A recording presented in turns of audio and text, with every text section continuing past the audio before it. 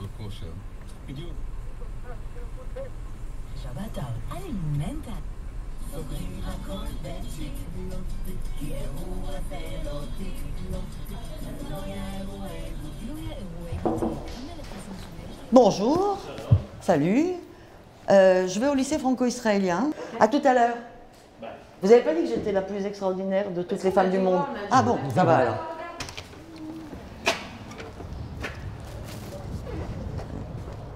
Alors là, on va rentrer dans le campus scolaire, puisqu'il est délimité. Il y a le campus historique dans lequel nous sommes, mais on va pénétrer le campus scolaire.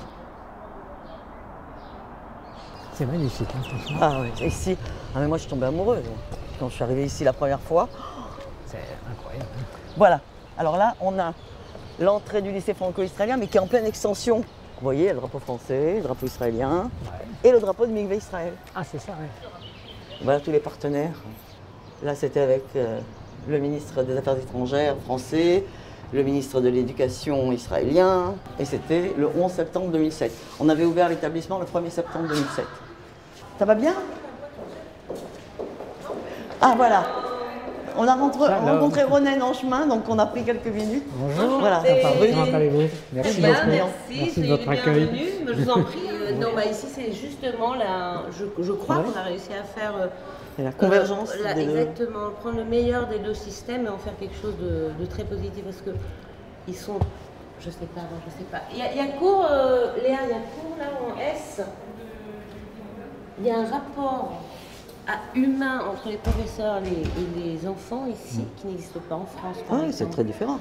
Le rapport. C'est la proximité toujours. Voilà. Un peu d'intrusion aussi, mais bon. Tout en gardant si vous voulez, la distance et le respect dans les deux sens. Bonjour. Alors, Excusez-moi de vous déranger. Hop là. Vous avez la classe de terminale S, c'est-à-dire que dans quelques mois c'est terminé. Et ils sont en cours d'Ulpan ou de LV? Non, LV2. LV2 en hébreu. Ah, quand même, on se lève quand la directrice rentre. Ici, oui. C'est la France, ça, alors. Ça, c'est français, oui. Ah oui. Mais d'ailleurs, vous pouvez leur demander de se rasseoir. Même quand les Oui, on peut professeurs. leur demander de se rasseoir. Asseyez-vous. Au départ, c'était peut-être un petit peu étrange pour les Israéliens, mais ils se sont très bien adaptés. Au contraire, aujourd'hui, ils sont ravis. Qu'est-ce qui a fait son aléa dans cette classe? Ah bah oui. Voilà. D'autres sont en train de réfléchir, ou d'autres... Ah non, elle est israélienne. Ah, c'est sinus et cosinus. Alors, qu'est-ce que vous étudiez là actuellement, par exemple? Alors là, on est en train de voir le film de Pascal Elbé qui s'appelle Le fils de l'autre pour les rapports entre Palestiniens et Israéliens. Merci beaucoup. Allez, on va Bonne presser. continuation. Merci beaucoup. Bonne chance pour la suite. Au revoir. Vous voyez, grâce à une très belle donation de Patrick Brahe, nous allons pouvoir faire une extension de l'établissement de 23 classes supplémentaires. En fait, on va passer de 400 élèves à 750 élèves. Voilà. Vous avez de la demande. Capacité. Ouais. Écoutez, on a répondu à la demande en 2015, donc oui. Et puis, on va aller les chercher. On va leur faire vivre cette expérience. C'est une expérience extraordinaire. Ne serait-ce qu'au niveau de l'expérience elle-même, c'est-à-dire même si on ne fait pas son alien, même si on reste pas en Israël, de vivre à l'étranger, en dehors de son pays, c'est très enrichissant. Les arbres sont extraordinaires. Regardez cet arbre. Non, c'est fou. C'est immense. Ça date de quand, ça, ces arbres? Ben, 1870. Ah, bah, cette période-là, quoi. Ah oui, d'accord, parce que Tout a été ah oui, planté. c'était Donc, vraiment, les il n'y avait rien. eucalyptus, tout ça. Ah oui, tout a été planté à ce moment-là. Alors, c'est quoi cet arbre-là, en fait? Ça, c'est... Ça, je ne saurais pas dire, mais je pense que c'est un ficus. Mais je vais vous montrer un ficus encore plus extraordinaire. C'est un ficus du Bengale qu'on va voir et qui est devenu l'emblème de Mikvé. Voilà un arbre. Bon, je vous l'ai dit déjà, c'est un arbre ici. C'est un ficus du Bengale. Alors, la règle voudrait que je vous demande combien il y a d'arbres ici. Il n'y en a qu'un, je vous l'ai dit. Et en fait, la spécificité de cet arbre, c'est qu'en fait, les branches font racines. C'est ça. Et c'est pour ça que Mikvé a choisi cet emblème-là. Les En branches, revenant ici, les branches, elles font leurs racines ici. Voilà, on le voit très bien ici. Là, effectivement, le symbole est fort. Ah oui, voilà. Ça, vous voyez, c'est une racine. C'est une branche, pardon, qui a fait racine. Les branches sont attirées pour monter et descendre, s'installer dans le sol. Et alors après, est-ce qu'elles refont des arbres à partir de là? Oui. Après, elle se développe. L'arbre s'étend. Ouais. Voilà, là, on pourrait penser que c'est un seul arbre, mais en fait non, c'est une racine. C'est une branche. Oui, c'est une branche. Voilà, on le voit très bien ici. Là, d'un nœud de la branche, hop. Ouais. Et ça continue ici. Regardez, tout ça, c'est une branche. C'est une branche qui Magnifique. fait toutes ses racines.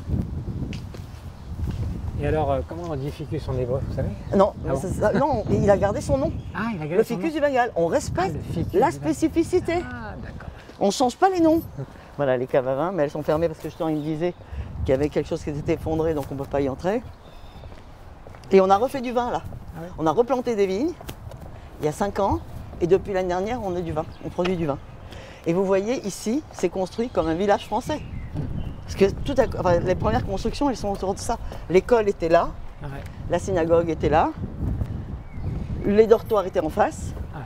l'infirmerie, etc. Là, on est dans le centre Voilà. historique, là. Oui, là, on Ouais, est dans ouais. la zone historique.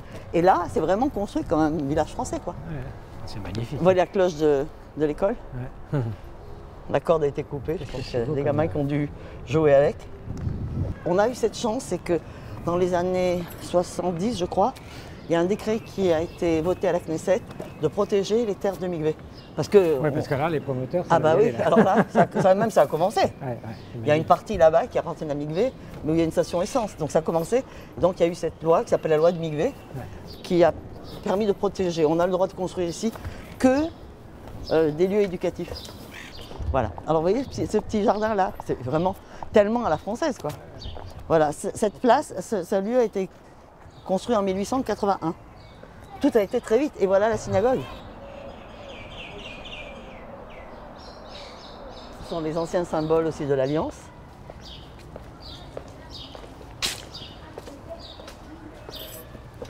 Et voilà la synagogue.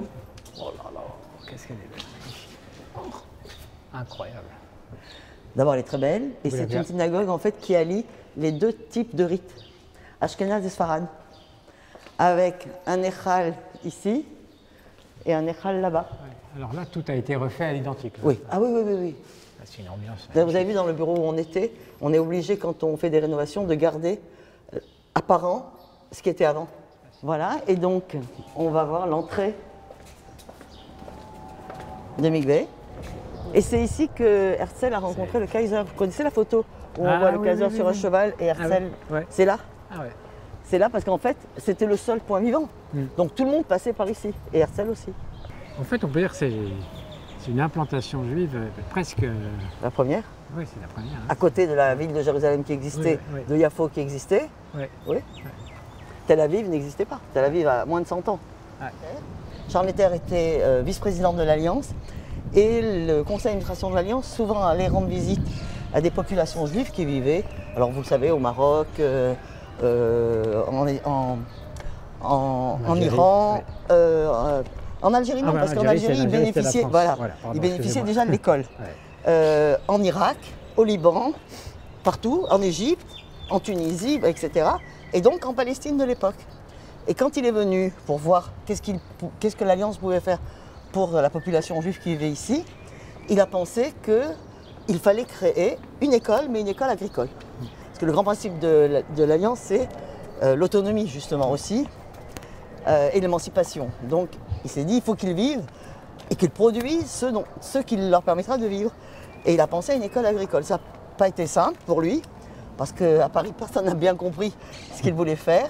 Et en fait, il a obtenu, Oui, parce qu'à l'époque, quand même, en 1800. en 1870, il a commencé, donc ça veut dire au moins 5 ans avant, je suppose. Il a fallu qu'il convainque. Et en plus, ça veut dire quoi une école agricole? En France, on était agriculteurs de père en fils. Voilà. Et donc lui, il a dit non, non, mais là-bas, personne ne sait travailler la terre. En plus, c'était une terre aride, difficile, pas évidente du tout. Mais il faut essayer de faire ça. Et il a obtenu cette autorisation. Il a acheté un lopin de terre. Et au fur et à mesure, la réponse existait. Le besoin a trouvé aussi sa réponse ici. Et là, ont été accueillis beaucoup d'enfants Et avec la première alia, bien sûr encore plus, toute une population. Les gens étaient accueillis, éduqués, apprenaient à travailler la terre. Et ce sont les élèves de Mikvé qui ont créé les premiers kibbutzim. Puisqu'ils savaient travailler la terre, et c'était leur projet. Quand une promotion avait fini d'étudier, on les envoyait pour travailler la terre. Et c'est comme ça qu'ils ont constitué les premiers kibbutzim. C'est comme tous ces arbres finalement. Ces ficus Comme le ficus du Bengale. Qui est arrivé ici et qui a fait ses racines, Voilà. pas seulement à partir de son tronc, mais même ses branches.